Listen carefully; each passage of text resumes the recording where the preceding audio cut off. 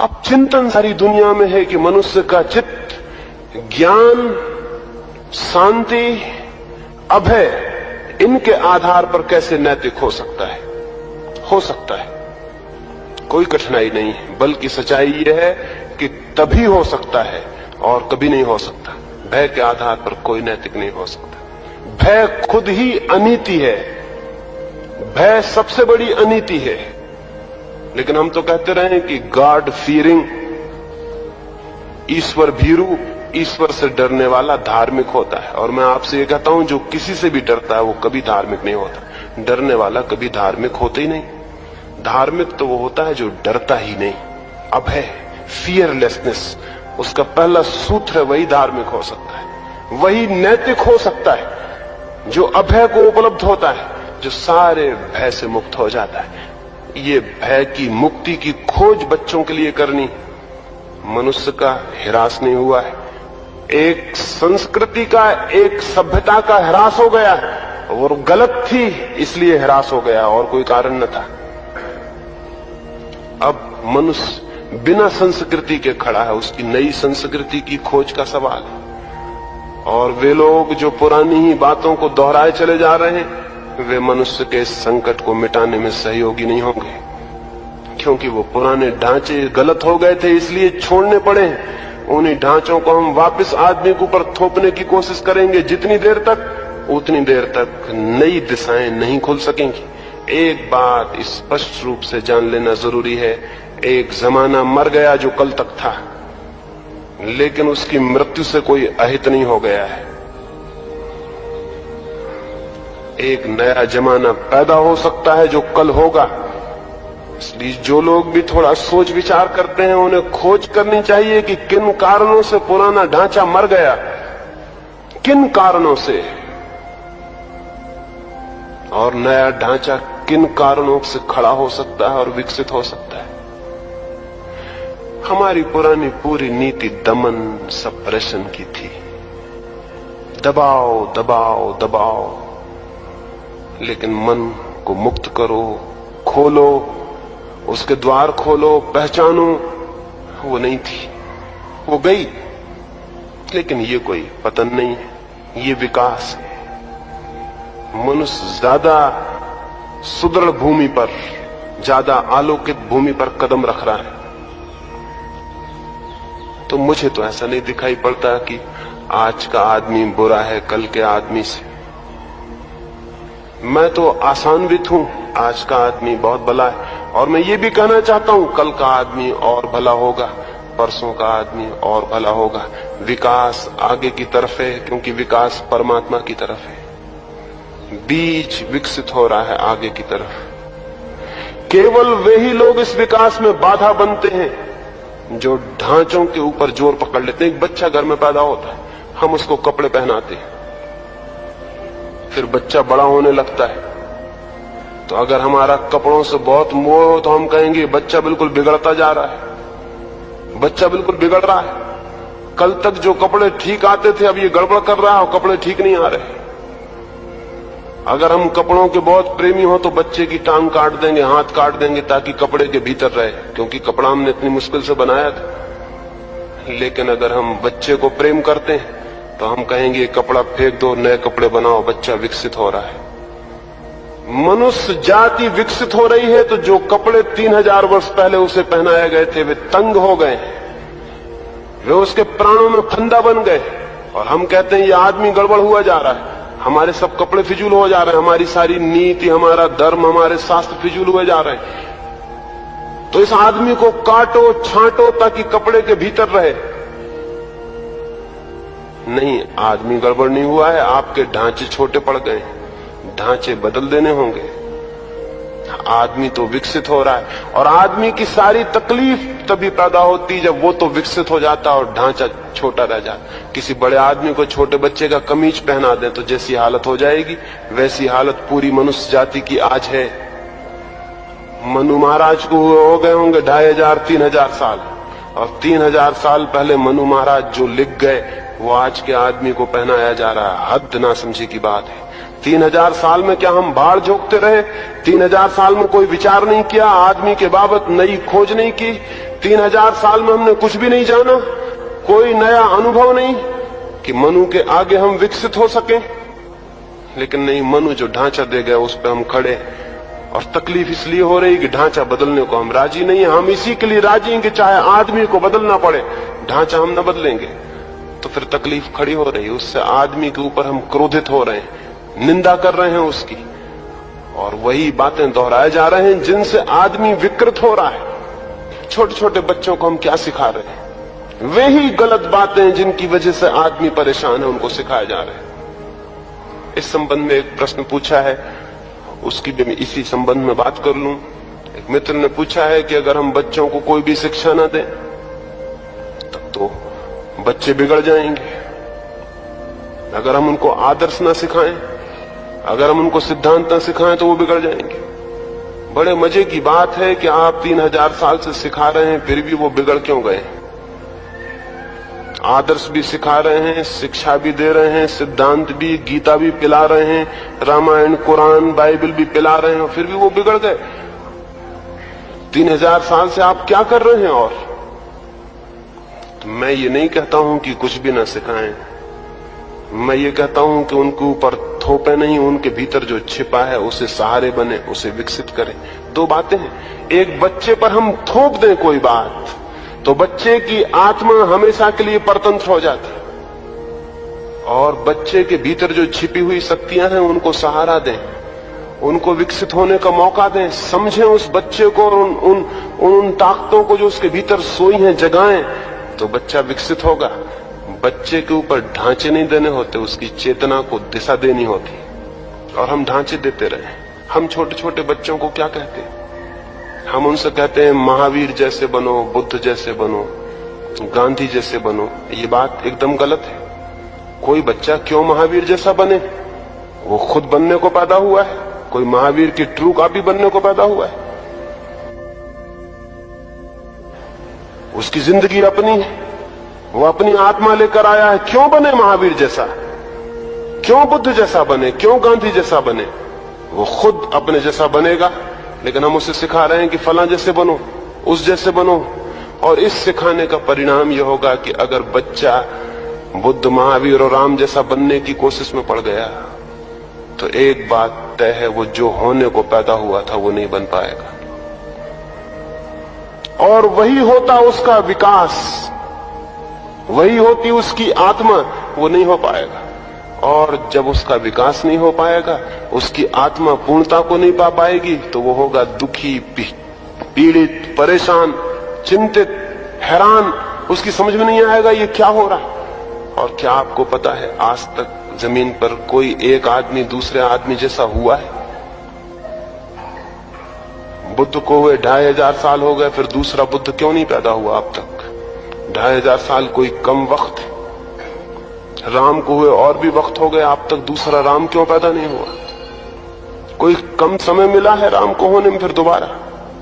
लेकिन सच्चाई ये है, और हमारी आंखें इतनी अंधी हैं कि हम देखते नहीं, फिर भी हम दोहराए चले जा रहे हैं, राम जैसे बनो, कृष्ण जैसे बनो, क्राइस्ट जैसे बनो। सच्चाई ये है कि कोई आदमी कभी किसी दूसरे जैसा न बन सकता है, न बनने की जरूरत है।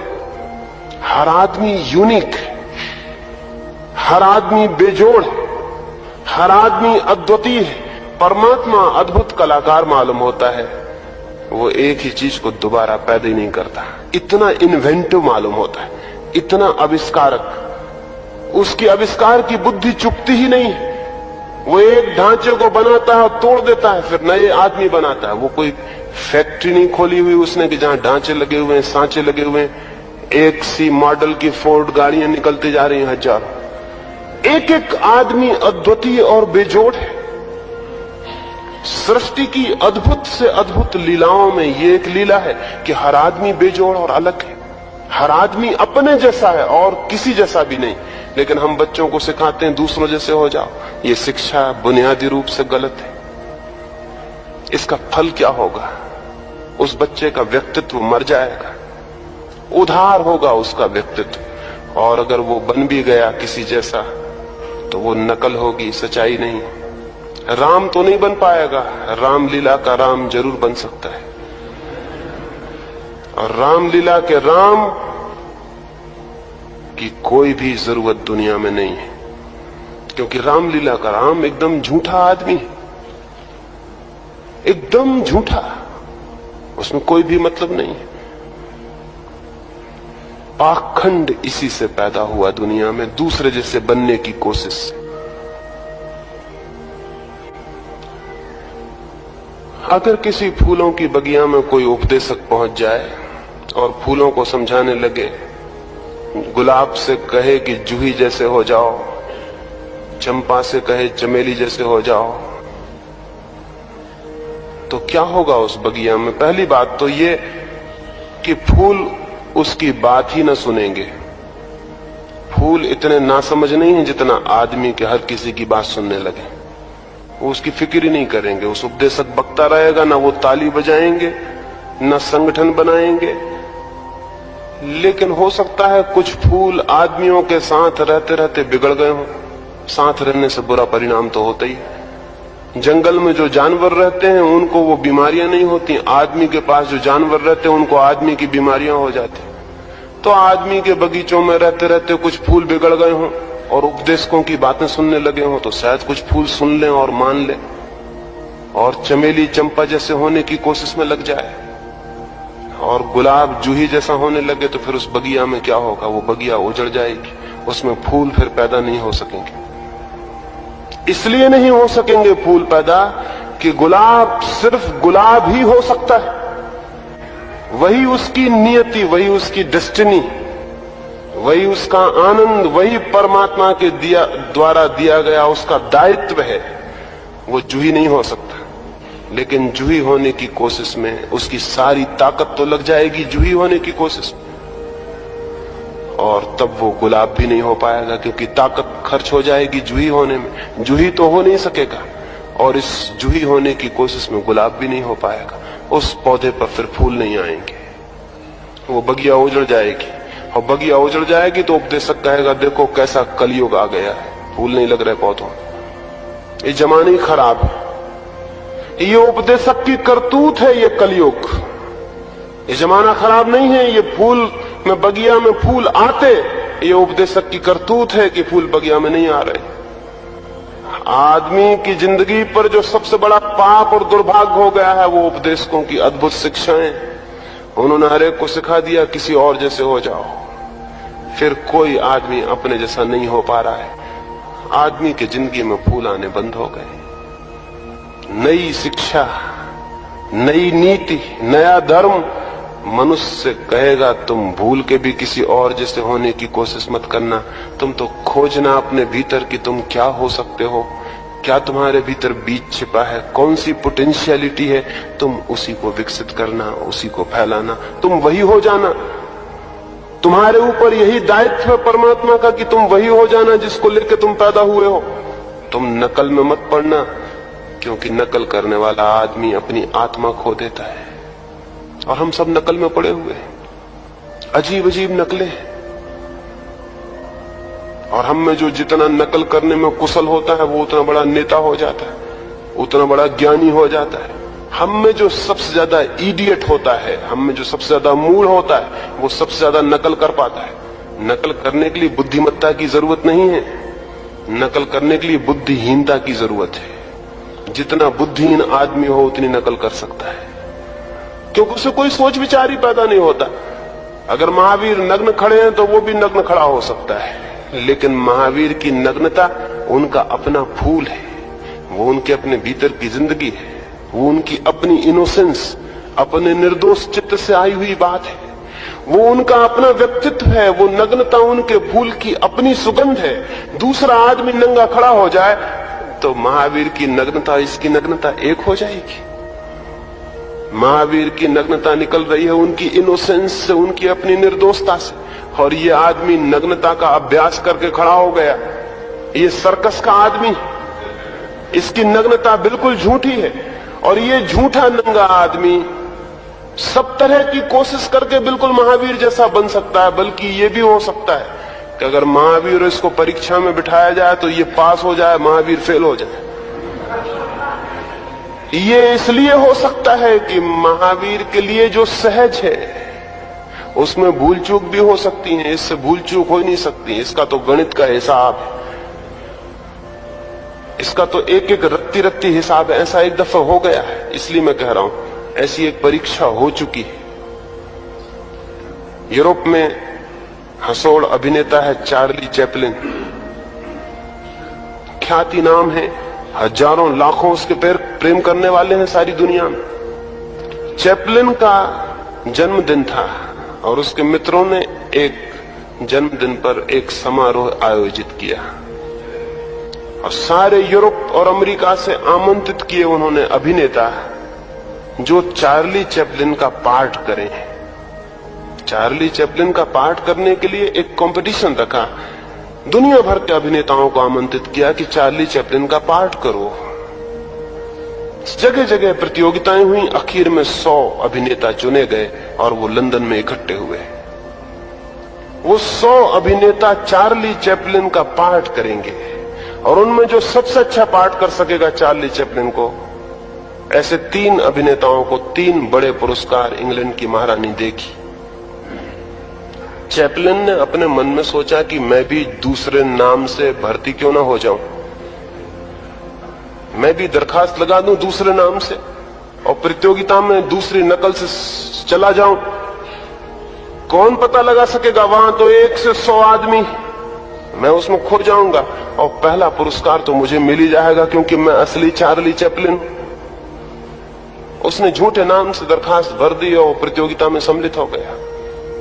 लेकिन जब प्रतियोगिता का फल निकला तो बड़ी मुश्किल हो गई। उसको नंबर 2 स्थान मिला, नंबर 1 दूसरा आदमी ले गए। असली चार्ली चैपलिन को नंबर 2 का पुरस्कार मिला। ये तो बाद में पता चला कि चार्ली चैपलिन खुद भी थे और नंबर 2 आए।